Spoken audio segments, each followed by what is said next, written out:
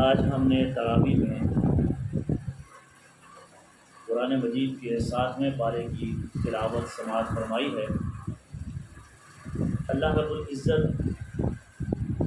ہمارے اس قیام کو ہمارے لیے باعث نجات بنائے اور اس قرآن کو قیامت کے دن ہمارا سفارشی بنائے اور اللہ اس کی سفارش قبول بھی فرما لے، کیونکہ رسول اللہ صلی اللہ علیہ وسلم کا فرمان ہے قیامت کے دن قرآن قاری قرآن کی سفارش بھی کرے گا اور اللہ تعالیٰ اس قرآن کی سفارش کو قبول بھی فرمائے۔ حدیث میں آتا ہے اللہ کے نبی صلی اللہ علیہ وسلم نے فرمایا القرآن والصیام یشفعان للعبد یوم القیامہ، کہ قرآن اور روزہ وہ قرآن پڑھنے والے کے لیے اور روزہ رکھنے والے کے لیے سفارشی ہوگا اللہ کے ہاں، اور اللہ سے کہیں گے یا اللہ اس نے ہمیں پڑھا، رات کو سونے سے ہم نے روکے رکھا، قرآن کہے گا، اور روزہ کہے گا دن کو ہم نے اسے کھانے پینے سے روکے رکھا، فشفعنی فی، یا اللہ ہماری سفارش اس کے حق میں قبول فرما۔ تو نبی مکرم فرماتے ہیں اللہ تعالیٰ ان دونوں کی سفارش کو قبول بھی فرمائے۔ تو اللہ رب العزت نے ہمیں یہ توفیق بخشی ہے، ہم نے قرآن سنا ہے، تو اس 7ویں پارے میں سورۃ المائدہ جو کہ ہم نے 6 پارے میں کل شروع کی تھی، آج اس کی تکمیل ہوگی اسی پارے میں، اور اگلی سورہ سورۃ الانعام وہ شروع ہوگی۔ سورۃ المائدہ میں جو آج ہم نے پڑھا اس میں مختصراً ہم بیان کریں گے اللہ نے کیا احکامات بیان کیے ہیں۔ سب سے پہلے اللہ تعالیٰ نے اہل ایمان کو حکم دیتے ہوئے پاکیزہ اور حلال چیزوں کے کھانے کا حکم دیا ہے، کیونکہ انسان جو چیز کھاتا ہے وہ اس کے جسم کا حصہ بنتی ہے، اور وہ غذا جب اس کے جسم کا حصہ بنتی ہے اور پھر انسان اسی جسم سے اللہ کی اطاعت کرتا ہے، اس کے احکامات کو بجا لاتا ہے۔ اگر کھانے والی جو چیز ہے، جو غذا ہے، وہ حرام ہوگی تو وہ جسم بھی جس سے پرورش پائے گا وہ حرام کا ہوگا۔ جیسے مثال کے طور پہ ہم بیج بوتے ہیں زمین میں، گندم کا ہے، چاول کا ہے، کوئی سبزی ہے، کوئی اناج ہے، کوئی پھل ہے، اگر ہم اس کو جو لگانے والی دوائی ہے، کیمیکل ہے، وہ کوئی زہریلا لگا دیں گے تو اس کے اثرات اس سبزی کے اندر، اس پھل کے اندر، اس بیج کے اندر ضرور کے ضرور ہوں گے۔ اور یہ سائنسی اصول ہے، سائنس نے اس کو ریسرچ کیا اور آج یہ قوانین بنے ہوئے ہیں کہ آپ اپنی فصلوں کو فلاں پانی نہیں لگا سکتے۔ ہمارے یہاں سے روہی نالا گزر رہا ہے، فیکٹریوں کا گندا پانی اس کا کیمیکلز والا ہے،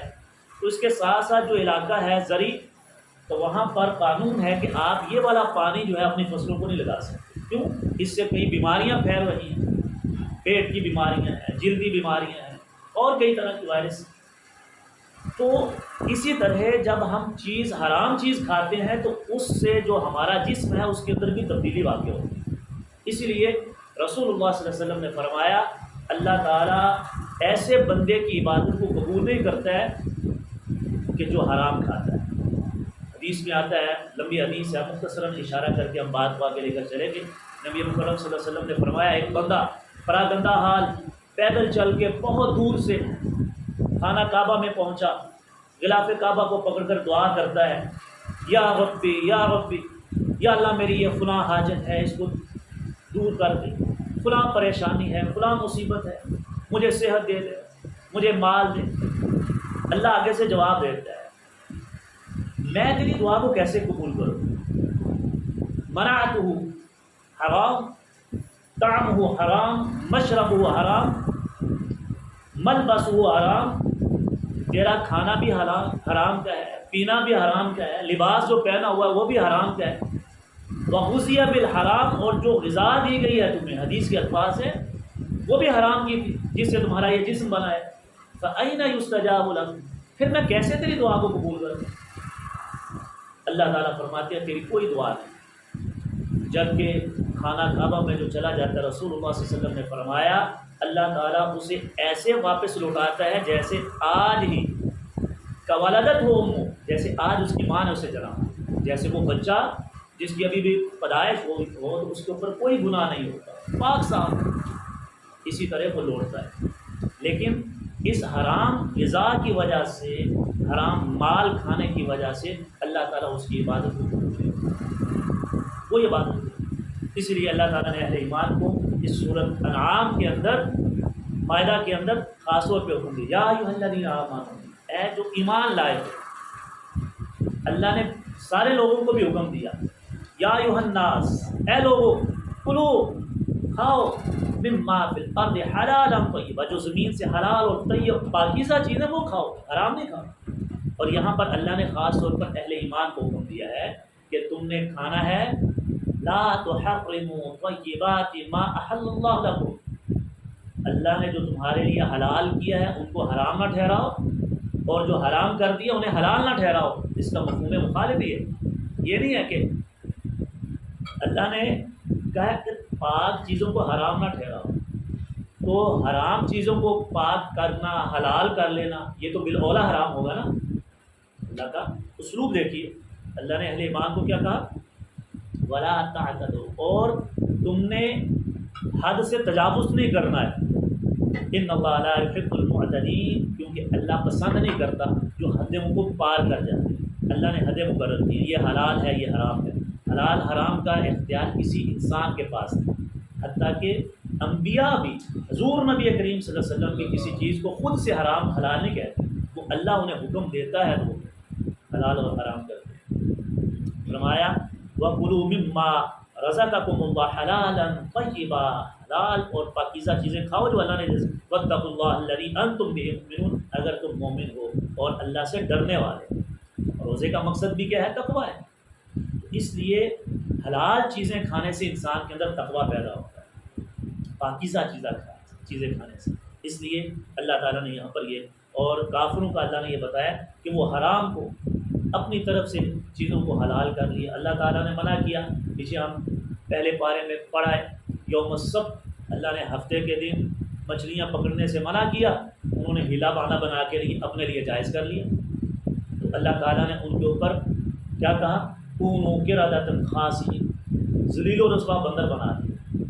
تو اس لیے اللہ کی پکڑ بھی بڑی سخت ہوتی ہے، جو اللہ کی حلال کرتا وہ حرام، اور حرام کو حلال ٹھہرا دیتا ہے۔ آگے اللہ تعالیٰ نے جو ہمارے معاملات میں سے ایک بہت ہی اہم، جس کے اندر آج ہم احتیاط نہیں کرتے ہیں، اور وہ کیا ہے، لین دین معاملات میں اللہ تعالیٰ نے کھانے پینے، یہ ہماری خانگی زندگی ہے نا، معاشرتی زندگی کو اللہ تعالیٰ نے بیان کیا، ایک ایک چیز کا تذکرہ کیا ہے، جو جو خرابیاں جہاں جہاں پر تھی اللہ تعالیٰ نے وہ واضح کیا ہے۔ تو اللہ تعالیٰ آگے فرماتے ہیں ہمارے معاشرے میں لین دین معاملات میں قسمیں بڑی اٹھائی جاتی ہیں۔ آپ چھوٹی سی ریڑھی پر چلے جائیں فروٹ خریدنے تو وہ بھی قسمیں اٹھا رہا ہوگا، چھوٹے سے بڑے سودے تک ہر کوئی قسمیں اٹھا کر بیچ رہا ہے، جھوٹ بھی بولے جا رہے ہیں اور قسمیں بھی اٹھائی جا رہی ہیں۔ تو اللہ تعالیٰ نے اس کے بارے میں بتایا جو قسم ہے اس کو معمولی نہیں سمجھنا چاہیے۔ اللہ تعالیٰ نے فرمایا ہے کہ قسم اٹھانی ہے تو ایک تو اللہ کے نام کی اٹھائے، اور جھوٹی قسم نہیں اٹھانا۔ رسول اللہ صلی اللہ علیہ وسلم نے منع فرمایا، اور اللہ کے نبی صلی اللہ علیہ وسلم نے فرمایا کہ جو قسم اٹھاتا ہے، پہلی تو بات ہے قسم اٹھانی نہیں چاہیے، اٹھانی ہو تو صرف اللہ کے نام، اور اللہ کے نام کے علاوہ اگر کوئی قسم اٹھاتا ہے ماں کی، باپ کی، فلاں کی، فقط اشرک، رسول اللہ صلی اللہ علیہ وسلم نے فرمایا وہ شرک کرتا ہے، شرک ہے، اللہ کے علاوہ کسی کے نام کی قسم نہیں اٹھائی جا سکتی۔ اور قسم میں اللہ تعالیٰ کی عزت، جلالت، شان ہے، تو جب اللہ کے نام پر آپ نے ایک وعدہ کر لی، یہ کیا ہوتا ہے، میں یہ کام کروں گا، یہ کام نہیں کروں گا، قسم اٹھا لے تو پھر اس کو پورا بھی کرنا چاہیے، اور اگر بالفرض آپ نہیں کر سکتے تو پھر اللہ تعالیٰ نے اس کا فدیہ اور اس کی سزا رکھی ہے کہ وہ آپ ادا کریں، تاکہ آئندہ سے آپ اللہ کے نام کی، اللہ کو ضامن بنا لینا، میں یہ کام کروں گا، قسم اٹھا لیتے ہیں چھوٹی چھوٹی بات پر۔ اور یہ اہل عرب کے ہاں بہت ہی رواج تھا، آج بھی ہم دیکھتے ہیں واللہ، وہ ہر بات پر یہ ہے اللہ کی قسم فلاں، ایک ہے تقیہ کلام بن جانا، تو اب اس عادت کو چھوڑنا بڑا مشکل ہے. تو اللہ تعالیٰ نے پھر فرمایا کہ چھوٹی موٹی جو ہے نا، وہ صحابہ کرام بڑے پریشان ہو گئے کہ اللہ تعالیٰ نے تو منع فرما دیا، تو ہم تو ہماری تو یہ عادت ہے. تو پھر اللہ تعالیٰ نے یہ آیات نازل فرمایا لا یؤاخذکم اللہ باللغو فی ایمانکم، لغو فضول ایسے جو چھوٹی موٹی، اللہ تعالیٰ اس پر مواخذہ نہیں کرے گا، اس پر تمہیں کوئی جرمانہ نہیں، اس پر سزا نہیں ہے، لیکن اس سے پرہیز کرنا ہے. یہ نہیں ہے کہ اب عادت ہے تو اس کو چھوڑنا ہی نہیں، آہستہ آہستہ اس کو چھوڑے. فی ایمان ولا یؤاخذکم بما عقدتم الایمان، ہاں جو تم نے سچے دل سے، صدقے دل سے پکی قسم اٹھائی ہے اس کا مواخذہ ہوگا. اور اگر وہ آپ پورا نہیں کرتے فکفارۃہ، اس کا کفارہ کیا ہے؟ طعام 10 مساکین، 10 مسکینوں کو کھانا کھلانا ہے. من اوسط، درمیانے طریقے، جو آپ اپنے عرف کے مطابق اپنے ہاں کھانا پینا کھاتے ہیں، تو 10 مسکینوں کو کھانا کھلانا ہے. او قسمت، یا ان کو کپڑے پہنا دینا ہے. او تحریر رقبہ، یا ایک گردن کو آزاد کرنا ہے، ایک غلام آزاد کرنا ہے. آج غلامی کا ہم کہتے ہیں تصور ہی، آج بھی جیسے بعض مفسرین کا ہے بے گناہ قیدی ہیں وہ بھی اسی حکم ہے، تو آپ اس کو رہائی دلوا دیں. تو فمن لم یجد، یہ 3 کام جو نہیں کر سکتا، کھانا، کپڑے پہنانا یا گردن کو آزاد کرنا، تو پھر کیا ہے؟ آپ فمن لم یجد فصیام 3 ایام، پھر 3 روزے رکھنے ہوں. تو یہ تمہاری ذالک کفارۃ ایمانکم اذا حلفتم، جب تم قسم اٹھا لو تو یہ اس کا کفارہ ہو جائے گا، اور اللہ تعالیٰ وہ تمہیں معاف کرے. کذالک یبین اللہ لکم آیاتہ لعلکم تشکرون، یہ اللہ کی آیات ہیں، اللہ کی نشانیاں ہیں، اللہ کے احکامات ہیں تاکہ تم شکر گزار بندے بن جائیں. یہ اللہ کا شکر ادا کرنا چاہیے نا کہ اس نے ہمیں بتا دیا کہ چھوٹی موٹی تو میں نے معاف کر دی ہے، جو تم سے عادت ہو جائے، ہاں اس کو بھی چھوڑو، لیکن اگر تم قسم اٹھا لو تو یہ اللہ نے ہمارے اوپر رحم کرتے ہوئے فرمایا کہ پھر تم یہ فدیہ دے دو.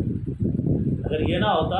تو پھر انسان کو اپنی قسم کرنا، پوری کرنا لازم ہو جاتا، تو یہ ہمارے لیے مشکل ہو جاتا. کئی چیزیں ایسی ہم جلدی میں قسم اٹھا لیتے ہیں اور پھر وہ ہم پورا نہیں کر سکتے. تو یہ اللہ تعالیٰ کا ہمیں شکر ادا کرنا چاہیے کہ اس نے حضور نبی کریم کے ذریعہ سے ہمارے اوپر نرمی بھی کی ہے کہ تم اس کے بدلے میں فدیہ دے دو تو تمہیں تو تمہاری قسم معاف. تو یہ اللہ کا شکر ادا کرنا چاہیے. اسی طرح اللہ تعالیٰ نے آگے چل کر ہمارے معاشرتی زندگی میں جو کام ہے، ایک تو ہم نے حلال کھانا ہے، دوسرا اللہ تعالیٰ نے فرمایا قسمیں بے جانی اٹھانی ہے، اگر اٹھا لیں تو پھر اس کا کفارہ ہے. تیسرا جو ہمارے معاشرے کے اندر جو چیزیں ہیں، برائیاں ہیں، ان کا تذکرہ کرتے ہوئے اللہ نے فرمایا یا ایھا الذین آمنوا. اب دیکھیں اللہ کا اسلوب کیا ہے، یا ایھا الذین، اے جو ایمان لائے، مومنین سے خطاب. ایک اچھا معاشرہ ایمان والے قائم کر سکتے ہیں، اور ایمان والوں میں یہ خرابیاں نہیں ہونی چاہیے. اللہ نے بار بار یا ایھا الذین آمنوا، اے ایمان والوں، انما الخمر، بے شک جو شراب ہے، والمیسر، اور جو جوا ہے، والانصاب، اور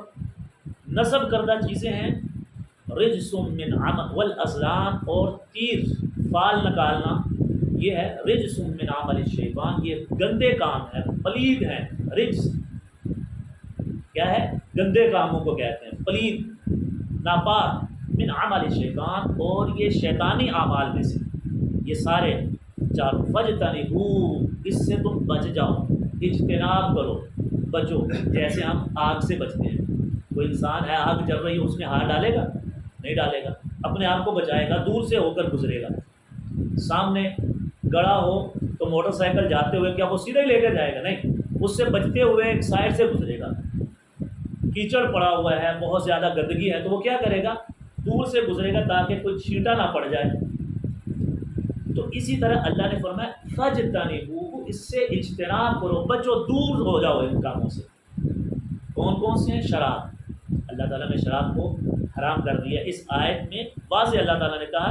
اب اس سے بچنا. بعض کہتے ہیں اللہ نے حرام کا لفظ نہیں بولا تو لہٰذا ہم یہ کوئی بات نہیں، پی لینی چاہیے. پہلے بھی صحابہ کرام، وہ بھائی اس حکم کے آنے کے بعد کسی ایک صحابی سے ثابت نہیں ہے کہ انہوں نے ایک گھونٹ بھی پیا ہو. حدیث میں آتا ہے جب یہ آیات نازل ہوئی، اللہ کے نبی صلی اللہ علیہ وسلم نے تلاوت کی تو مکے، اور اس وقت حالت کیا تھی؟ دوپہر کا کھانا کھا کے ہاتھوں میں پیالے تھے. حضرت انس رضی اللہ تعالیٰ فرماتے ہیں کہ اللہ کے نبی صلی اللہ علیہ وسلم نے اعلان کرنے والے کو بھیجا کہ جا کر کہہ دو کہ جو ہے وہ شراب حرام ہو گئی ہے، یہ آیات پڑھی۔ تو حضرت انس کہتے ہیں میرے والد کے ہاتھ میں پیالہ تھا، وہ پینے ہی والے تھے، جو ہی آواز سنی وہیں پر پیالے کو پھینک دیا اور وہ ٹوٹ گیا، اور اتنی شراب اتنی بہائی کہ گلیوں کے اندر ایسے لگتا تھا جیسے بارش کا پانی، اتنا سیلاب آ گیا، ہر طرف مٹکے کے مٹکے توڑ دیے انہوں نے بنا کے رکھے، جیسے ہمارے گھروں میں کچھ دیر پہلے، آج بھی گاؤں دیہات میں چاٹیاں ہوتی ہیں لسی کی، ہر گھر میں لسی، آج کل تو وہ ختم ہو گیا، لیکن کیا ہے ہر گھر میں وہ لسی کی چاٹیاں بڑی بڑی ہوتی تھیں، بزرگوں نے تو استعمال کی، کیوں نہیں؟ تو صحابہ اکرام اس وقت کے لوگ اہل عرب شراب پیتے تھے، گھر میں بنا کے رکھی ہوئی، کوئی مہمان آتا کھانے پینے کے ساتھ ساتھ اس کو استعمال کرتے، تو سارے انہوں نے برتن توڑ دیے، حتیٰ کہ حضور نبی کریم صلی اللہ علیہ وسلم نے فرمایا اب ان برتنوں کو بھی استعمال نہیں کرنا ہے، تو صحابہ نے ان برتنوں کو بھی توڑ دیا جن میں شراب پی جاتی، نجس ناپاک۔ آپ پسند کریں گے ایسا برتن جس میں کوئی تھوک پھینکتا ہو اس میں آپ کھانا پسند کریں گے؟ وہ نجس ناپاک ہے۔ ہم اسی طرح پیشاب کرتا ہے جس میں کوئی نجس ہے نا، ناپاک چیز ہے، اس میں کوئی کھانا پینا پسند کرے گا؟ مومن صاحب عقل آدمی نہیں، اس برتن کو ہم توڑ دیتے ہیں۔ تاکہ ہمارے یہاں تو یہ ہے کہ کوئی غیر مسلم کسی کو کھانا دے نا اس برتن میں، تو ہم اس کو دوبارہ استعمال نہیں کرتے، کراہت آتی ہے، یہ ناپاک ہو گیا، حالانکہ ناپاک نہیں، اہل کتاب ہے اگر تو اس کا برتن ہم استعمال کر سکتے، تو دھو کر مٹی سے آپ صلی اللہ علیہ وسلم نے فرمایا پاک ہو جائے، لیکن ہم اس سے کراہت کرتے ہیں۔ اور پھر یہ کیسے ہو سکتا ہے؟ شراب جس کو اللہ تعالیٰ نے کہہ دیا ہے یہ رجس من عمل شیطان، اور ایک شیطانی عمل ہے اور ناپاک ہے، گندا ہے، پھر آپ ان برتنوں کو اور اس شراب کو بھی کہیں کہ یہ حرام تو نہیں ہے نا، واضح تو نہیں آیا، یہ بالکل نافہمی ہے، کم عقلی ہے، اور یہ جو جدید دور کے اسکالر بنے پھرتے ہیں جو دین اسلام کی سمجھ بوجھ ہی نہیں رکھتے اور اپنے من گھڑت روایات اور تشریحات کو پھیلاتے ہیں، تو ان چیزوں سے ہمیں بچنا ہوگا۔ اللہ نے فرمایا فاجتنبوہ لعلکم تفلحون، تاکہ تم فلاح کامیاب ہو جاؤ۔ گویا کہ ان چیزوں کو استعمال کرنے سے ناکامی ہے، آخرت میں بھی دنیا میں بھی۔ دنیا میں کیا ہے؟ شراب پینے سے عقل معاف ہو جاتی ہے، اور عقل معاف ہو جاتی ہے، ہم نے دیکھا ہے وہ اپنا بھی نقصان کرتا ہے، گھر کا بھی، تو سب کئیوں نے شراب کے اندر دوسرے کو قتل کر دیا، پتہ ہی نہیں ہوتا میں کیا کہہ رہا ہوں۔ تو اس لیے اللہ تعالیٰ نے ان کو، اور میسر کہتے ہیں جوا، آج ہمارے ہاں جوے کی نئی نئی شکلیں نکل آئی، اور جوا کیا ہے؟ بغیر محنت کے آپ دوسرے کا پیسہ اپنی طرف کھینچ لیں، وہ کیا ہے؟ جوا ہے۔ اس کی کئی شکلیں ہیں، یہ لکی کمیٹی ہوگی، فلاں ہے، یہ ساری چیزیں یہ جوے کی مختلف شکلیں ہیں۔ آج نام بدل بدل کر، آج کل تو آن لائن یہ ارننگ کرنا ہے، یہ بھی جوا ہے، اتنے پیسے دو اور یہ فلاں کام ہو رہا ہے، نئے نئے طریقے ہیں، یہ سارا یہ جوا ہے۔ یہ کرکٹ میچ ہے، یہ جی اچھا چھکا مارے گا تو اتنے پیسے ہیں، چوکا ہو گیا تو یہ ہو جائے گا، ایک ایک گیند کے اوپر۔ اس لیے اس آیت کی روح سے یہ بھی جو ہے حرام ہوگا، کرکٹ اس طرح دیکھنا، ایسے لوگوں کے ساتھ بیٹھنا، اس طرح کرنا، انعام بھی دینا، وہ بھی جوے کی ایک شکل ہے، تو پھر یہ بھی حرام ہو جائے گا۔ ایک کھیل کے طور پر آپ دیکھ سکتے ہیں،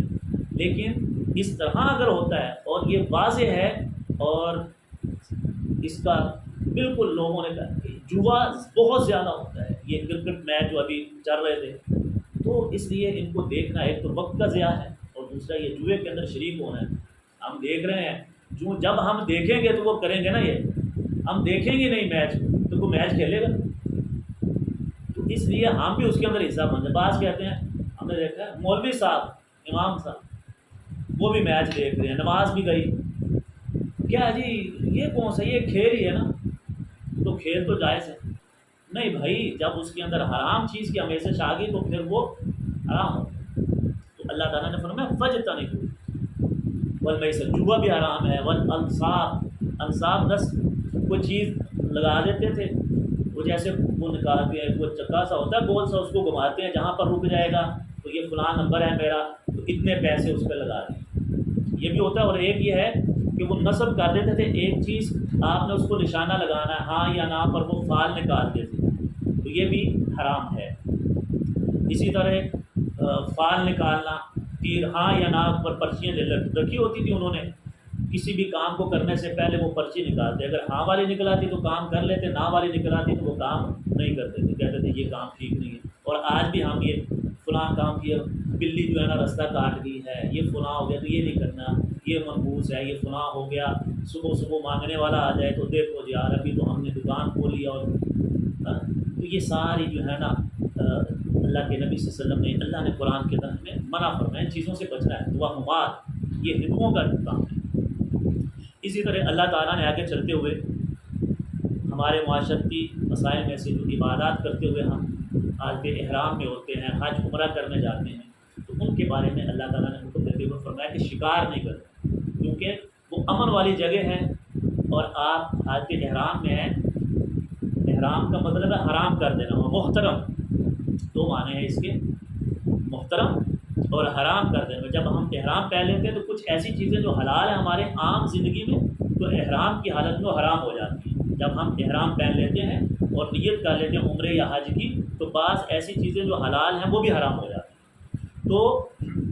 وہاں پر اللہ نے فرمایا کہ یا ایھا الذین آمنوا لا تقتلوا الصید وانتم حرم، جب تم حالت احرام میں ہو، حرم کے اندر ہو، حدود میں، تو پھر تم نے شکار نہیں کرنا، اس کو نہیں مارنا، زمین کا شکار۔ اور جب احرام پہن لو، آپ اپنے گھر سے پہن لیں، رستے میں آتے ہوئے بھی آپ نے شکار نہیں کرنا، ٹھیک ہے، حالت احرام آپ اپنے گھر سے بھی احرام باندھ سکتے ہیں۔ ہاں لیکن اگر تم نے کر لیا ومن قتلہ منکم متعمدا فجزاء مثل ما قتل من النعم، پھر اس کے مثل آپ کو فدیہ بھی دینا پڑے گا، جرمانہ دینا پڑے گا۔ مثلا ہرن کا شکار کر لیا تو ایک بکری ہے، اور اگر گائے بھینس کا کیا ہے، نیل گائے کا شکار کر لیا تو پھر گائے اس کے برابر ہے جو عام ہم روٹین، تو اسی طرح مثل اس کے برابر اتنی چیز کو آپ کو فدیے میں دینا ہوگا۔ اور اسی طرح فرمایا کہ تمہارے لیے سمندر کا جو ہے نا شکار وہ حلال، کیوں؟ سمندر میں آپ سفر کر رہے ہیں، آج بھی بحری جہاز، اور کچھ دیر پہلے تو بحری جہاز پر ہی سفر ہوا کرتا تھا آج کل تو ہوائی جہاز آ گئے، تو اس میں آپ جو ہے ضرورت پڑ سکتی ہے شکار کی، کھانا ختم ہو گیا تو آپ مچھلی پکڑ کر پانی جو ہے استعمال کر کے آپ اسے کھا سکتے ہیں، انسان کے پاس زیادہ راہ ختم ہو جاتے ہیں۔ تو اللہ تعالیٰ نے دیکھیں پہلے سے ہی بتا دیا کہ اس میں انسان کے اور میرے بندوں کے لیے مشکل پیدا ہو سکتی ہے، اب نہ تو وہ خرید سکتے ہیں نہ کہیں آ جا سکتے ہیں، بازار ہے، تو سمندر میں سفر کرتے ہوئے تو اللہ تعالیٰ نے اس کو حلال کر دیا کہ آپ سمندر کا شکار حلال ہے، وہ کر سکتے ہو حالت احرام۔ ہاں خشکی کا وہ بالکل منع ہے، وہ ایک چڑیا بھی نہیں مار سکتے، مکھی بھی مارنا جائز نہیں ہے۔ ہاں 5 چیزیں ہیں حدیث میں آتا ہے، آپ صلی اللہ علیہ وسلم نے فرمایا جن کو آپ حرم کے حدود میں مار سکتے ہیں۔ صحابہ کرام نے عرض کیا اللہ کے نبی اتنا سخت ہے، ازہر گھاس وہ ہم جلانے کے لیے استعمال کریں، آپ نے کہا ٹھیک ہے وہ حلال ہے، وہ کاٹ سکتے ہو، اس کی ضرورت ہے، جیسے ہم لکڑیاں جلانے کے لیے کچھ چیزیں گھاس پھوس استعمال کرتے ہیں تو فرمایا وہ ہے۔ اور اسی طرح وہ بچھو ہے اس کو آپ مار سکتے ہیں، وہ نقصان دے رہا ہے، سانپ ہے، تو یہ 5 چیزیں اللہ کے نبی صلی اللہ علیہ وسلم نے استثناء کیا ہے وہ کر سکتے ہیں، وہ حدیث میں ہے جس کی تفصیل۔ تو یہاں پر اللہ فرماتا ہے وَحِلَّ لَكُمْ صَيْدُ الْبَحْرِ وَطَعَامُهُ مَتَاعًا لَكُمْ وَلِلسَّيَّارَةِ، جو سفر کرنے والے ہیں سمندر میں ان کے لیے سمندر کی جو ہے وہ شکار حلال ہے۔ اسی طرح آگے جا کر اللہ تعالیٰ نے مشرکین کے بتایا ہے کہ ان کے جو برے کام تھے آج وہ ہمارے اندر بھی آنا شروع ہو گئے، بتوں کے نام پر چڑھاوے چڑھانا، غیر اللہ کے نام کی نظر و نیاز آج ہمارے اندر بھی ہوا ہے، گناہ دربار کے نام پر ہم نے یہ بھینس جوڑی ہوئی ہے، یہ ہماری اللہ کے لیے اور یہ فلاں بزرگ کے لیے یہ چھوڑی ہوتی۔ تو مشرکین کا اللہ تعالیٰ نے بتایا وہ کیا کرتے ہیں، ما جعل اللہ من بحیرۃ ولا صائبہ ولا وصیلۃ ولا حام ولکن اللہ الذین کفروا یفترون علی اللہ الکذب، وہ اللہ پر جھوٹ بولتے ہیں۔ وہ کیا کرتے تھے، بحیرہ، صائبہ، وسیلہ اور حام، یہ 4 قسم کے جانور ہیں۔ وہ کیا کرتے تھے، بحیرہ کہتے ہیں ایسی اونٹنی جو کان کاٹ کر چھوڑ دیتے تھے اپنے بتوں کے نام پر، اب اس کے اوپر سواری نہیں کرنی، اس کے اوپر جو ہے وہ کوئی سامان رکھنا ہے، اس کا دودھ، اس کو کچھ بھی نہیں کہہ رہا، وہ کان پر تھوڑا سا کٹ لگا دے تاکہ پتہ چل جائے یہ بتوں کے نام کی ہے، پھر اسے کوئی بھی نہیں پکڑ جاتا۔ اور آج ہم بھی دیکھتے ہیں گلی محلوں میں، میں نے دیکھا میں نے ایک دن وہ گلے میں سبز کپڑا باندھا ہوا ہے، چادر باندھی ہوئی، وہ قبر والی جو، اور وہ گائے پھر رہی ہیں، یہ کیا ہے کہ یہ دربار کے نام کی چھوڑی ہوئی ہے۔ تو یہ مشرکین کا اللہ تعالیٰ نے واضح فرمایا، اور یہ حرام ہے ایسا عمل کرنا۔ تو اللہ نے کیا فرمایا، بحیرہ ولا صائبہ، اور صائبہ اونٹنی، ایک صائبہ وہ کیا کرتے تھے جو بوڑھی ہو جاتی، زیادہ عمر کی ہو جاتی، تو اسے بھی وہ بتوں کے نام پر چھوڑ دیتے۔ بہت زیادہ بچے اس نے جان دیا، اس سے بڑا انہوں نے فائدہ حاصل کر لیا، تو وہ کیا کرتے، اب اس کو بتوں کے نام پر چھوڑ دیے، بڑی متبرک ہو گئی ہے، ہم نے بتوں کو دے دیا۔ اسی طرح تیسری ہے وسیلہ، وہ جس سے 2 یا 3 جو ہے وہ مادہ پیدا ہو جاتی، جیسے ہم بھینس کی بچی پیدا ہو جائے، کٹی جسے ہم کہتے ہیں عام زبان میں، تو اسے ہم زیادہ قیمت سمجھی جاتی ہے، اس بھینس کی قیمت بھی زیادہ ہو جاتی ہے، کیوں؟ تاکہ وہ آگے پھر دودھ دے گی اور اس کی نسل چلے گی، اس لیے وہ زیادہ قیمتی ہے۔ اور اگر مادہ کی بجائے نر پیدا ہو جائے تو اس کی قیمت کم ہوتی ہے، تو وہ کیا کرتے، 2 یا 3 مادہ پیدا ہو جاتی ہے ایک اونٹنی سے، تو پھر اس کو بھی اللہ کے نام پر چھوڑ دیتے۔ اور تیسرا، ہاں، ایسا اونٹ جو بوڑھا ہو جاتا ہے، جس سے بہت زیادہ اس کی نسل بڑھ چکی ہے، بڑے اس کے بچے ہو گئے آگے، تو اس اونٹ کو بھی متبرک سمجھتے ہوئے وہ بتوں کے نام پر چھوڑ دیتے۔ اللہ تعالیٰ نے فرمایا یہ اللہ نے نہیں تمہارے لیے کہا، یہ غلط ہے، یہ حرام ہے، یہ اللہ نے پیدا کیے، تمہارے لیے پیدا کیے، ان سے فائدہ حاصل کرو، یہ کام غلط ہے، یہ تم اللہ پر جھوٹ بولتے ہو، یفترون علی اللہ الکذب واکثر لا یعقلون، اکثر تو عقل ہی نہیں رکھتے۔ اور آج بھی ایسا یہ مشرک مت ماری ہوئی ہے، اللہ تعالیٰ نے گائے بھینس کو ہمارے فائدے کے لیے پیدا کیا ہے، وہ اس میں دودھ پیے، اور ہم نے ان کو بلا چھوڑا ہوا ہے، تو یہ کم عقلی کی بات ہے۔ اللہ تعالیٰ فرماتے ہیں یہ تم نے اللہ اور اس کے رسول کے جو احکامات ہیں ان کو چھوڑ دیا ہے، ما انزل اللہ، جو اللہ نے نازل کیا اس کے مطابق کرنا۔ اسی طرح اللہ تعالیٰ نے آگے چلتے ہوئے فرمایا ہے کہ کافر لوگ کہتے ہیں اے محمد صلی اللہ علیہ وسلم، زمین پر کوئی فرشتہ آنا چاہیے تھا تاکہ ہم اس کی پیروی کرتے۔ یہ نہ ماننے والے باتیں ہیں نا،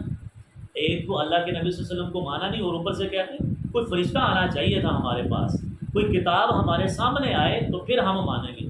اور اللہ کا یہ اصول ہے کہ جو قوم، جو انسان اللہ سے کوئی معجزہ مانگ لیتے ہیں اور پھر بھی معجزے کو دیکھنے کے بعد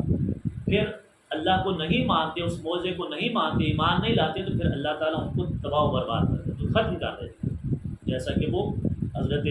صالح ہے، قوم عاد اور ثمود ہے، انہوں نے معجزے مانگے، جب ان کو معجزہ وہ اونٹنی کا ہے، تو جب انہوں نے دیکھ لیا پھر مکر گئے، تو پھر اللہ تعالیٰ نے انہیں ختم کر دیا، کأن لم یغنوا۔ اور اللہ کی قرآن میں کہتے ہیں انہیں ایسے بنا دیا جیسے کہ کھایا ہوا گھس ہو، چارہ ہو۔ تو اللہ یہاں پر بھی فرما رہے ہیں نبی آپ ان کو کہہ دیں لولا انزل علیہ ملک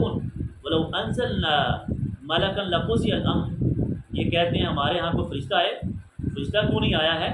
تو کہا اگر ہم فرشتہ اتار دیتے تو پھر تمہارا فیصلہ ہو گیا، کیا نہ مانتے؟ اور ماننا تم نے تھا نہیں، مشرکین مکہ ماننا تھا نہیں، اللہ کو تو علم ہے نا، اللہ نے فرمایا پھر تم تباہ ہو جاتے۔ ثم لا ينظرون، پھر تمہیں بالکل مہلت نہ دی جاتی۔ اسی طرح اپنے نبیوں کا مذاق اڑاتے، حضور نبی کریم صلی اللہ علیہ وسلم برا بلا مجنون دیوانہ کہتے، وَلَقَدِ اسْتُهْزِئَ بِرُسُلٍ مِّن قَبْلِكَ، اے نبی آپ سے پہلے بھی انہوں نے کیا ہے، یہ آج ہی نہیں ہے، آپ کو ہی نہیں برے برے جو ہے وہ مطالبات کرتے الٹے سیدھے، آپ سے پہلے رسولوں کے ساتھ بھی ایسا کیا گیا۔ لیکن حضور نبی کریم صلی اللہ علیہ وسلم فرماتے ہیں، اللہ نے قرآن کے اندر ہی فرمایا نبی ہم ان کے اوپر عذاب لے آتے، لیکن محمد صلی اللہ علیہ وسلم آپ ہمارے پیارے ہیں، آپ ان میں موجود ہیں، جب تک نا ہم ان کے اوپر عذاب نہیں لا سکتے کہ آپ ان کے اندر موجود ہیں۔ تو یہ اللہ کے نبی صلی اللہ علیہ وسلم کی وجہ سے اللہ تعالیٰ نے ان کی جتنی بھی خواہشیں تھیں، یہ برے مطالبات تھے، وہ پورے نہیں کیے، یہ حضور نبی کریم صلی اللہ علیہ وسلم اس لیے اللہ تعالیٰ نے فرمایا آپ پریشان نہ ہوا کیجیے ان کے برے مطالبات پر. اسی طرح یہ آخرت کا انکار کرتے ہیں. قیامت کا دن کیا ہوگا؟ اللہ تعالیٰ فرماتے ہیں وَلَوْ تَرَىٰ إِذْ وُقِفُوا عَلَى النَّارِ، یہ جو کافر ہیں نا مشرک، یہ قیامت کے دن دیکھیے آپ ان کو دیکھیں گے کیا ہوگا؟ وُقِفُوا عَلَى النَّارِ، یہ آگ کے اوپر کھڑے ہوئے ہوں گے کنارے پر. اللہ جہنم سے گرانے سے پہلے نا سب کو کھڑا کر دے گا جہنم کے اندر لائن. فَقَالُوا يَا لَيْتَنَا، پھر یہ کہیں گے سارے کاش کہ نَرُدُّ وَلَا نُكَذِّبُ بِآيَاتِ رَبِّنَا، کاش کہ ہم نے اپنے رب کی آیات کو جھٹلایا نہ ہوتا. وہاں پر جا کر جب دیکھ لیں نا، آج کہتے ہیں نا ہم کسی کو بھائی نماز پڑھو، دیکھ لیں گے یار اللہ سے ڈال جاؤ، دیکھ لیں گے آگے جا کے دیکھ لیں. تو وہاں پر یہ کہیں گے کاش کہ ہم نے ایسے نہ کیا. وَنَكُونَ مِنَ الْمُؤْمِنِينَ، اور ہم ہوتے مومنوں میں سے. یہ جو ایمان والے جنت کی طرف جا رہے ہیں کتنا پروٹوکول ہے، اللہ کے عرش کا سایہ ہے، کاش کہ ہم ان کے ساتھ ہوتے. وہاں پر یہ حسرت کرے. تو اس لیے ہمیں بھی برے کاموں سے بچنا ہے تاکہ ہمارا حال ان جیسا نہ ہو. اسی طرح اللہ تعالیٰ نے عذاب کی مختلف صورتیں بیان کی. اللہ کہتا ہے یہ تو جہنم کا ہے نا، آخرت کا قیامت کا منظر پیش کیا کہ کنارے پر کھڑا کر دیں گے. پھر وہ کہیں گے اب یقین آ گیا. اللہ کے فرماتے ہیں قُلْ هُوَ الْقَادِرُ عَلَىٰ أَن يَبْعَثَ عَلَيْكُمْ عَذَابًا مِّن فَوْقِكُمْ، میرا عذاب کتنا ہے میں دنیا میں بھی بھیج سکتا ہوں، لیکن یہاں پر میرے نیک بندے بھی ہیں. حضور نبی کریم صلی اللہ علیہ وسلم کی امتی جو سچے مومن ہیں، اللہ تعالیٰ نے فرمایا محمد صلی اللہ علیہ وسلم آپ نے دعا کی، آپ صلی اللہ علیہ وسلم کو اللہ تعالیٰ نے اختیار دیا ہر نبی تو فرمایا اے اللہ میری امت کے اوپر ایک تو خسف نہ کرنا اور ایک مسخ نہیں ہونا چاہیے. میری امت کو جیسے پہلے نبیوں کی امتوں کو مسخ بھی کر دیا گیا، زمین میں دمسا دیا گیا ساری بستیوں کو، یا اللہ میری امت کے ساتھ ایسا. اللہ نے کہا ٹھیک ہے. اور ایک دعا اللہ تعالیٰ نے کہا دوسری کا وہ میں قیامت کے لیے محفوظ کی ہے. سب نبیوں نے اپنی دعائیں دنیا میں مانگ لی ہیں، لیکن میں محمد صلی اللہ علیہ وسلم نے وہ دعا محفوظ رکھی ہوئی ہے اپنی امت کے لیے. قیامت کے لیے شفاعت کریں گے، اور وہ کون سی ہے؟ وہ شفاعت ہے، وہ مقام محمود ہے، اللہ کے نبی صلی اللہ علیہ وسلم کو ادا کیا جائے گا. وہاں پر آپ صلی اللہ علیہ وسلم اپنی امت کی بخشش کے لیے دعا کریں گے. تو اللہ فرماتے ہیں میں اتنی طاقت رکھتا ہوں. اللہ نے اپنا تعارف بھی کروایا ہے، میں دنیا کے اندر سزا دے بھی سکتا ہوں. قل اے نبی ان کو کہہ دیجیے هو القادر، وہ اللہ کی ذات قادر ہے، اس بات پر قدرت رکھتی ہے ان یبعث علیکم عذابا من فوقکم، تمہارے اوپر سے بھی عذاب بھیج دے، او من تحت ارجلکم، یا تمہارے پاؤں کے نیچے سے عذاب. وہ کیا ہے اس کی اللہ تھوڑی اس کی شکلیں دکھاتا بھی ہے. اوپر سے عذاب کیا ہے؟ طوفان ہے، آندھی ہے، زلزلے آئے نا، زمین پوری آبادی ہے ابھی ترکیہ میں. نیچے سے پانی اللہ تعالیٰ نے بھیجا ہے. سیلاب آیا ابھی پاکستان میں 2010 میں بھی آیا. پورے بستیاں جو ہے نا پورے گاؤں بہہ گئے. بڑی بلڈنگز جو ہیں وہ بڑے جو ہے نا وہ پلر اللہ تعالیٰ نے دکھایا تن کی طرح گاڑیاں بہہ رہی ہیں. اللہ فرماتا میں تمہارے پاؤں سے بھی عذاب. او یلبسکم شیعا ویذیق بعضکم بعض بعض، اور یہ بھی میں کر سکتا ہوں کہ تمہارے گروہ بنا دوں جو ایک دوسرے سے لڑائی کریں. اور آج فتنہ فساد ہم دیکھ رہے ہیں، یہ بھی ایک عذاب کی صورت ہے. تو آج بھائی سے لڑ رہا ہے، اور سیاسی پارٹیوں کو ایک دوسرے سے ختم کرتا ہے. اور مسالک کو دیکھ لیں، علماء آپس میں ایک دوسرے کو فتویٰ بازی، کوئی شعبہ ایسا نہیں ہے جہاں پر آپس میں ختم ہوتا نہ ہو. تو یہ بھی عذاب کی اللہ تعالیٰ تھوڑی ہمیں اس کی جھلکیاں دکھاتا ہے. تو فرمایا انظر دیکھو کیف نصرف الآیات، کیسے میں اپنی آیات کو نشانیوں کو تمہیں بار دہراتا ہوں. بچ جاؤ، یہ غلط کام چھوڑ دو. خاص طور پہ مومنین کو اللہ کا خطاب ہے. تو ہم نے یہ سنا ہے تو ہم نے ان چیزوں سے اپنے آپ کو بچانا ہے، پھر ہمارا معاشرہ پرسکون ہوگا. لعلہم یفقہون، شاید کہ تم سمجھ جاؤ. اللہ کہتے ہیں لیکن بہت مشکل ہے، لیکن مومنوں کے لیے مشکل نہیں ہے. جب ہم نے قرآن کو سن لیا ہے، سمجھ لیا، اب ہمارے لیے عمل کرنا آسان. تو یہ ہم نے انشاءاللہ عمل کرنا ہے. آگے اللہ تعالیٰ نے حضرت ابراہیم علیہ السلام کا تذکرہ کرتے ہوئے توحید کے اوپر ان کی بہت زبردست گفتگو ہے سمجھانے کے لیے اللہ تعالیٰ نے بیان کیا ہے. حضرت ابراہیم علیہ السلام جد الانبیاء ہیں،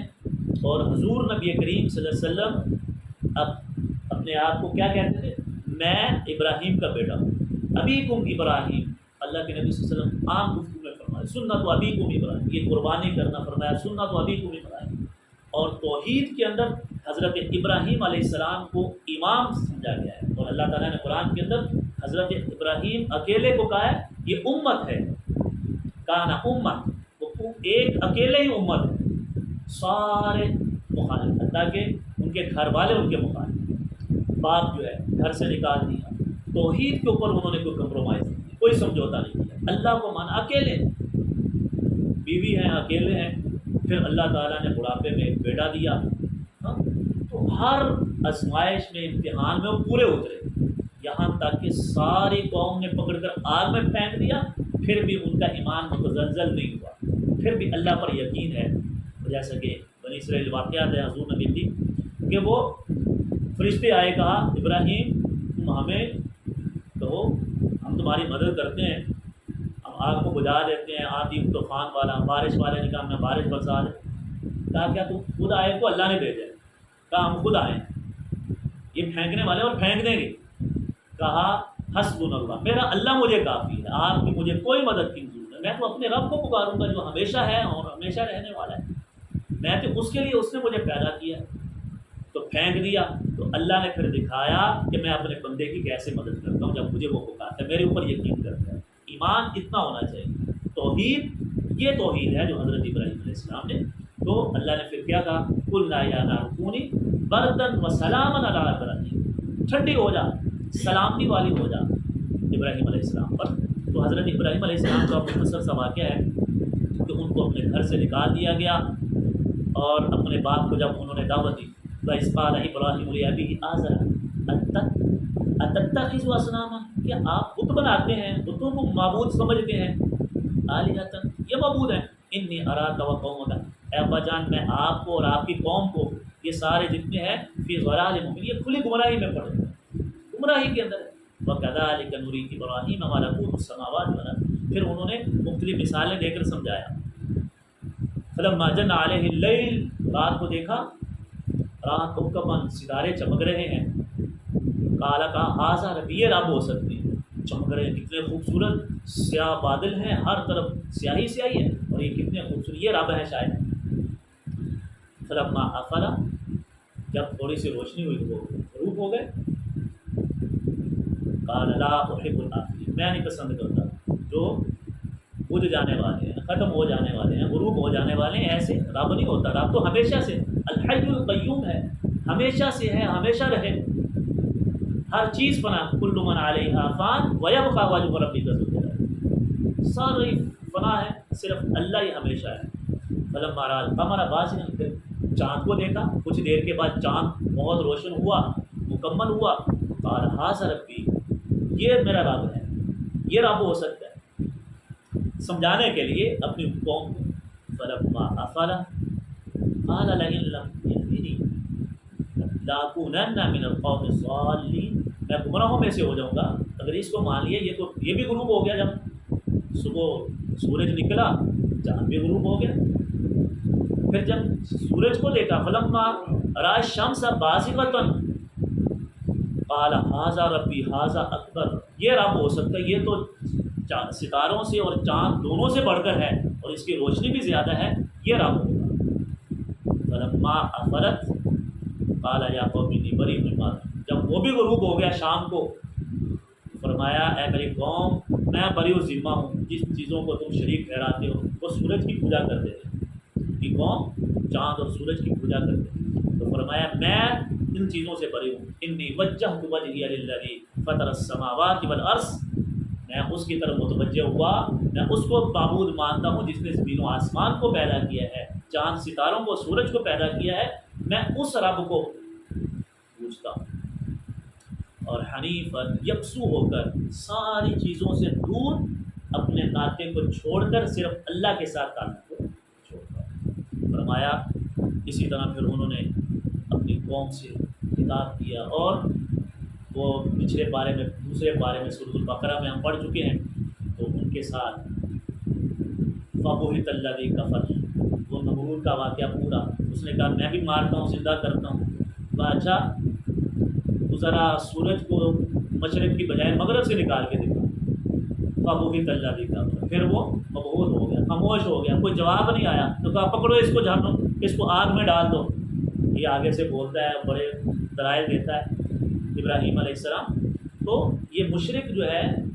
وہ دلیل نہیں دے سکتا ہے، بحث کرتا ہے، اور بحث بھی ایسی جس کے کوئی پاؤں نہیں۔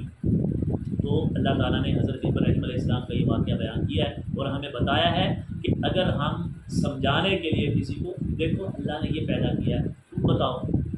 یا آج ہم قبروں والوں کو پوچھتے ہیں، اور یہ ہندو ہیں وہ مورتیوں کو پوچھتے ہیں، تو سمجھانے کے لیے اللہ نے دیکھو کتنی خوبصورت ابراہیم کی مثالیں دے کر سمجھایا کہ انہوں نے کیسے اپنی قوم کو سمجھایا، لیکن وہ سمجھے نہیں تھے، بہت تھوڑے۔ تو ہم نے بھی سمجھانا ہے پیار کے ساتھ، ڈنڈا نہیں ہے، مارنا نہیں ہے، فتوے نہیں ہے، کفر کا فتویٰ نہیں لگانا، سمجھائیں، اور جس کے دل کے اندر تھوڑی سی بھی نرمی ہوگی، یہ زمین زرخیز ہوگی دل کی، تو انشاءاللہ اس کو توحید سمجھ میں آ جائے گی جس کو اللہ۔ تو آپ بحث کریں، وجادلہم باللتی احسن، اللہ نے کیا فرمایا ہے، ان سے بحث مباحثہ کیجئے، ایک دوسرے کو بات سمجھانے کے لیے، دعوت دینے کے لیے، لیکن اچھے طریقے سے، یا احسن بالموعظۃ الحسنہ، دوسری جگہ اللہ فرماتے ہیں اچھے طریقے سے نصیحت کی۔ لیکن ہمارے ہاں آج کل کیا ہے، سمجھاتے ہیں تو ہمارا لہجہ اتنا تلخ کڑوا، سب سے پہلے تو فتویٰ کفر کا ہے، تم کافر ہے، تو بدعتی ہے، تو جہنمی ہے، تو یہ ہو گیا ہے، تم نے یہ کر دیا۔ بھائیو نہیں، یہ ایمان والوں کا رویہ نہیں ہے، ان کا طریقہ نہیں ہے، یہ اللہ نے ہمیں طریقہ نہیں بتایا۔ اللہ نے ہمیں کیا فرمایا، پیار سے سمجھائے۔ حضرت ابراہیم علیہ السلام نے 3-4 مثالیں دی، ستارے ہیں، یہ رب ہو سکتی، اچھا کہا دیکھو یہ تو غروب ہو گیا، یہ تو رب نہیں ہو سکتا، رب تو ہمیشہ ہے جو ہمیں ہر حالت میں ہمارا ساتھ دے، ہر وقت ہمارے پاس ہو، جس کے سامنے ہم اپنی حاجت رکھ سکیں۔ یہ کیا ہوا، ایک رات کے کچھ پہر چمکتے ہیں پھر بجھ جاتے ہیں، چاند جو ہے وہ رات کے 10-12 گھنٹے چمکتا ہے پھر ختم، سورج 12 گھنٹے صبح نکلا اور شام کو، تو یہ کیسے ہو سکتی ہے؟ بات سمجھ میں آ گئی، جن کو سمجھنی تھی ان کو سمجھ آ گئی، اور جن کو نہیں آئی، جن پر اللہ نے مہر لگائی تھی، ان کو کبھی بھی سمجھ نہیں آ سکتی، پھر ان کو چھوڑ دیں ان کے ہاتھ پر۔ ہمارا یہ نہیں، اللہ تعالیٰ نے قرآن مجید اپنے نبی سے کہا تھا، اے محمد صلی اللہ علیہ وسلم آپ ان کے اوپر دروغہ نہیں ہیں، ان کو چھوڑ دیں، آپ اپنے آپ کو ہلاک نہ کریں، یہ نہیں مانتے تو چھوڑ دیں، آپ کا کام ہے وما علینا الا البلاغ، آپ کا کام پہنچا دینا ہے بس، ان کو ہدایت دینا میرے ذمہ ہے، آپ ان کو ہدایت نہیں دے سکتے، تو لہٰذا ہدایت اللہ کے ہاتھ میں، ہمارا کام ہے سمجھانا، قرآن حدیث ہم پڑھتے ہیں، ہم نے پڑھا دیا آگے، یہ اولئک الذین آتیناہم الکتاب والحکم، اللہ فرماتا ہے یہ جو چیزیں ہیں نا، یہ قرآن، یہ فرامین اور اللہ کے احکامات، یہ میں نے ان کو دیے ہیں، یہ کتاب میں نے ان کو دی ہے، اولئک الذین آتیناہم الکتاب والحکم والنبوۃ، یہ نبوت اور حکمت یہ آپ صلی اللہ علیہ وسلم نے ان لوگوں کو دیا، اللہ نے اپنے برگزیدہ نبی انبیاء کو چنا ہے، اور پھر انبیاء میں سے آپ صلی اللہ علیہ وسلم کی امت میں سے اہل علم جو آپ صلی اللہ علیہ وسلم کو ماننے والے ہیں، صحیح عقیدے والے ہیں، یہ ان کی ڈیوٹی ہے کہ وہ آگے ہم قرآن کو پڑھنے والے، تو ہماری یہ ڈیوٹی ہے آگے ان چیزوں کو فَيَكْفُرُوا بِهَا هَؤُلَاءِ فَقَدْ وَكَّلْنَا بِهَا قَوْمًا لَيْسُوا بِهَا بِكَافِرِينَ أُولَٰئِكَ الَّذِينَ هَدَى اللَّهُ فَبِهُدَاهُ مُقْتَدِهْ، اللہ فرماتے ہیں آپ جنہیں اللہ نے ہدایت دے دی ہے نا، اے لوگوں تم ان کی پیروی کرو، اس کے راستے پر چلو۔ وہ کون ہیں؟ انبیاء اکرام ہیں، صحابہ اکرام ہیں، اولیاء اکرام ہیں، محدثین ہیں، علماء ہیں، علماء حق، تو ہم ان کی پیروی کریں، کیونکہ اللہ تعالیٰ نے انہیں سیدھے راستے کی ہدایت دے دی ہے، تاکہ ہم بھی سیدھے راستے پر چل کر اللہ کے ہاں سرخرو ہو سکیں۔ آخر میں اللہ تعالیٰ نے ایک بہت ہی اہم بات جو آج ہم اپنے معاشرے میں عام دیکھتے ہیں، خاص طور پہ جو دین کا کام کرنے والے ہیں، تبلیغ کرنے والے ہیں، جیسے میں نے ابھی بتایا نا، ہماری زبانوں میں تلخی بڑی ہے، اللہ تعالیٰ نے یہاں پر اس کا خاص طور پہ ذکر کیا ہے، اور وہ کیا ہے، اعوذ باللہ من الشیطان، اللہ فرماتے ہیں سورۃ الانعام کی آیت نمبر 108 میں، وَلَا تَسُبُّوا الَّذِينَ يَدْعُونَ مِن دُونِ اللَّهِ، تم گالی نہ دو ان لوگوں کو، برا بلا نہ کہو، یدعون من دون اللہ، جو پکارتے ہیں اللہ کے علاوہ، یعنی کہ اللہ کے علاوہ غیر اللہ کی عبادت کرتے ہیں، جو مشرک لوگ ہیں، ہندو ہیں، کوئی ہمارے مسلمان بھائی ہیں لا علمی کی وجہ سے ان کے پاس علم ہی نہیں ہے، وہ پکار یا غوث اعظم شیئا للہ، ایسی باتیں کرتے ہیں، مسلمان ہے اپنے آپ کو کہتے ہیں، یا فلاں عبد القادر جیلانی شیئا للہ، ہاں یہ نیاز حسین یا حسین فلاں، یہ پکارے صرف اللہ کو پکارنا ہے، یا اللہ مدد آئے تو ہم غیر اللہ کو پکار رہے ہوتے ہیں، میری فریاد سن لیں، یہ کر لیں، یا فرید الدین گنج شکر، ہاں میری جو ہے وہ مشکلیں کر دے آسان، اور معین الدین چشتی لگا دے میری پار کشتی، یہ چیزیں اللہ کو پکارنے والا کشتیاں کون پار لگاتا ہے؟ اللہ تعالیٰ نے قرآن مجید میں آگے ہم پڑھیں گے، اللہ کہتا ہے یہ جب سوار ہوتے ہیں سمندروں میں کشتیوں میں، اور جب آندھی طوفان آتا ہے تو کیا کہتے ہیں؟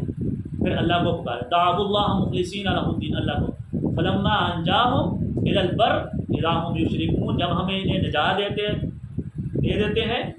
ان طوفانوں سے، کشتیوں کو نکال دیتے ہیں، تو جب خشکی پر آتے ہیں پھر شرک کرنا شروع ہو جاتے ہیں، پھر بتوں کو پکارتے ہیں یا معین الدین چشتی، ذرا ان کو بٹھا کر کشتی میں کہیں معین الدین چشتی کو پکارے۔ ابھی زلزلہ آیا تھا، آپ نے دیکھا ہوگا، ویڈیوز بھی آئی ہیں، زلزلہ تھوڑا سا جھٹکا آیا ابھی کچھ دن پہلے،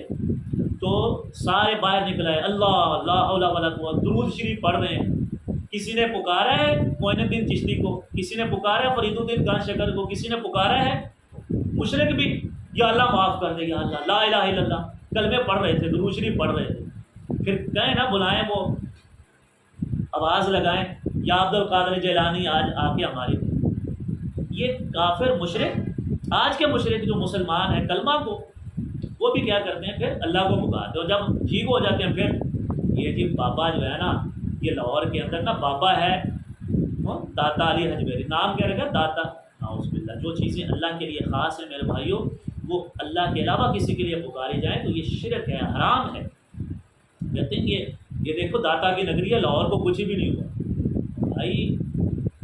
2005 میں زلزلہ آیا تھا جی، کشمیر فلاں، یہ لاہور میں یہ جو بزرگ ہی بڑے ہیں اس پنجاب میں، اس لیے جو ہے نا ابھی تو پھر وہ ملتان میں بھی بڑے ہیں، ملتان شریف میں وہ پورا جو ہے نا وہ علاقہ ڈوب گیا، ہاں تو اللہ تعالیٰ سے پناہ مانگے، یہ بزرگوں نے نہیں ہے، وہ تو خود اللہ سے مانگا کرتے تھے، تو اس لیے اللہ نے فرمایا ہے آپ ان کو سمجھانا ہے تو ان کو برا بلا نہیں کہہ، ہم یہ نہیں کہہ سکتے، بزرگوں کا احترام ہم کرتے ہیں۔ حضرت علی حجویری رحمۃ اللہ علیہ بزرگ تھے، نیک تھے، ان کی تعلیمات کو ہم مانتے ہیں، پڑھیے جا کر ان کی کتاب، عبد القادر جیلانی کی بنیاد الطالبین، ہم پڑھتے نہیں ہیں، ان کی بات کو مانتے نہیں ہیں، اور انہیں سے مانگنا شروع کر ان کو معبود بنا دیے، انہوں نے شرک سے منع کیا، کتاب میں تو پڑھیں ہم، ان کی تعلیمات تو پڑھیں، لیکن اللہ فرماتا ہے پھر بھی یہ جو مشرک کرتے ہیں، کافر کرتے ہیں، یہ ہندو بولتے ہیں، ہم ان کی وہ گائے کو متبرک سمجھتے ہیں، تو ہم کیا ان کی گائے، ان کے سامنے گائے کو برا بلا کہہ سکتے ہیں؟ نہیں کہنا چاہیے، ان کے سامنے ذبح، آپ نے قربانی کرنی ہے تو الگ جگہ پر کریں، تو آئے روز ہم نے دیکھا ہر قربانی پر وہاں پر فسادات ہوتے ہیں، تو جان بوجھ کر ایسا کرنا، تو وہ ان کے دل کے اندر ان کی محبت ہے، اس کو معبود سمجھتے ہیں، وہ سمجھتے ہیں، لیکن پھر بھی ہم نے برا نہیں کہنا، اللہ نے کیا فرمایا لا تسبوا الذین یدعون من دون اللہ، ان کو برا بلا نہ کہو، گالی نہ دو، جو بھی ان کے متبرک چیزیں ہیں، عیسائی ہیں ہمارے یہاں پر رہتے ہیں، جتنے بھی دوسرے مذاہب کے رہتے ہیں ہمارے یہاں، تو ہمیں بھی ان کے شاعر کا احترام کرنا چاہیے، انہیں سمجھانا چاہیے، وہ کیک کاٹتے ہیں حضرت عیسیٰ کا کرسمس پہ، تو ہم ان کو برا بلا نہیں کہیں گے، تم حضرت عیسیٰ کی نعوذ باللہ وہ تم بیٹا کہتے ہو، یہ غلط کرتے ہو، گناہ ہے، برا بلا کہنا یہ نہیں ہے، پیار سے اللہ فرماتے ہیں برا بلا نہ کو، کیوں؟ وہ ہیں تو جھوٹے، تو کیا ہوگا؟ فیسب اللہ، وہ اللہ کو گالی دیں گے، جو اللہ حق ہے، جو اللہ کی ذات ہے، وہ اسے برا بلا کہیں گے، اور آج ہم دیکھتے ہیں ایسا ہی ہے، تو اللہ کہتا ہے ایسا نہیں کرنا، یسب اللہ عدما بغیر علم کے وہ ایسی بات کہہ دیں گے، کذالک زینا لکل امۃ عملہم، اللہ کہتے ہیں ہم نے ہر امت پہ، ہر لوگوں کے ان کے اعمال مزین کر دیے ہیں، ان کے لیے خوبصورت بنے ہوئے ہیں، ثم الی ربہم مرجعہم فینبئہم بما کانوا یعملون، اللہ کہتے ہیں جب میرے پاس آئیں گے پھر میں ان کی خبر دوں گا، ان کو بتاؤں گا کہ یہ تم کرتے تھے، نبیوں کے ذریعے سے اللہ نے بتا دیا ہے، قرآن کے ذریعے سے اللہ نے بتا دیا ہے، لیکن اللہ کہتا ہے قیامت کے دن پھر میں انہیں خبر دوں گا تم نے یہ کام غلط کیا، یہ کیا، یہ کیا، یہ میرا نبی آیا تھا، یہ میرا کلام تھا، یہ قرآن تھا، یہ علماء نے تمہیں بتایا بھی، تم نے نہیں مانا، ہٹ درمی کرتے رہے، اب تمہارا ٹھکانہ یہ جھاڑ فَيُنَبِّئُهُم بِمَا كَانُوا يَعْمَلُونَ۔ تو اللہ تعالیٰ نے بچائے، اور رسول اللہ صلی اللہ علیہ وسلم نے بھی سختی سے منع کیا۔ آپ صلی اللہ علیہ وسلم نے فرمایا من الکبائر، یہ کبیرہ گناہ ہے۔ یہ حدیث ذرا ذہن میں رکھیے گا، سنن ترمذی کی صحیح حدیث ہے، من الکبائر ان یشتم الرجل والدیہ، کہ یہ کبیرہ گناہ ہے کہ ایک آدمی اپنے والدین کو گالی دے۔ قالوا یا رسول اللہ، صحابہ نے کہا اللہ کے نبی صلی اللہ علیہ وسلم وَهَلْ يَشْتَمُ الرَّجُلُ وَالِدَيْهِ، کیا انسان اپنے والدین کو گالی دے سکتا ہے؟ آج تو معمول ہے نا گالی گلوچ کرنا۔ تو صحابہ کرام پریشان ہوئے، کون ہے بدبخت جو اپنے والدین کو گالی دے؟ قال، کہا آپ صلی اللہ علیہ وسلم نے، ہاں ہو سکتا ہے۔ کیا آپ نے فرمایا یسب ابا الرجل فیشتم اباہ، ایک آدمی کسی کے باپ کو گالی دیتا ہے، ابا الرجل آدمی کے باپ کو گالی دیتا ہے، فیشتم اباہ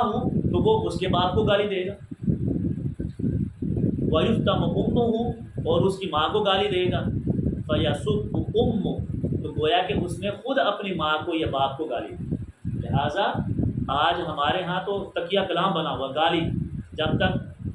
کلام کرنے سے پہلے گالی نہ دے تو ہمارا کلام ہی نہیں شروع ہوتا، سلام کی بجائے ہم گالی سے، خاص طور پہ بے تکلف دوستوں، تو یہ غلط روش ہے۔ گالی گلوچ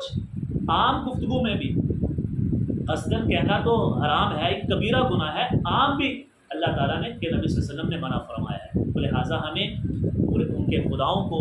گالی گلوچ برا کہنا یہ اللہ تعالیٰ نے منع فرمایا ہے۔ سورۃ الانعام کی آیت نمبر 8 میں اللہ تعالیٰ سے دعا ہے کہ اللہ تعالیٰ ہمیں ان جو مختصر ہم نے بیان کیا ہے قرآن و سنت کو سمجھنے اور پھر عمل پیرا ہونے کی اور آگے پہنچانے کی توفیق عطا فرمائے۔ وما علینا الا